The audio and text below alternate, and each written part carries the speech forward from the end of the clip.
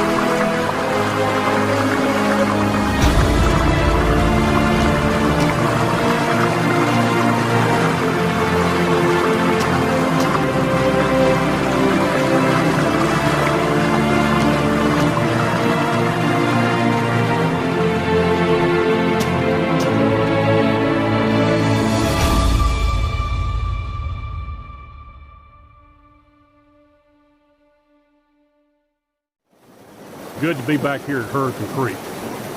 I mean, here it is, first week in December, 79 degrees. I'm wiping sweat. I'm in a Panama City Beach t-shirt in the middle of December at Hurricane Creek, just enjoying this beautiful, beautiful, beautiful place. I'm gonna see if this gimbal will follow me right on around. It's supposed to follow me wherever I go, but it's gonna follow me if I go this way. So now it's trying to follow me, but anyway, beautiful, beautiful places. I pan around, let you see some of the beautiful scenery. Love me some Hurricane Creek. Now the lighting looks a lot better now. I'm serious, folks. I'm absolutely wiping sweat on a December day in Tuscaloosa, Alabama. A beautiful Hurricane Creek.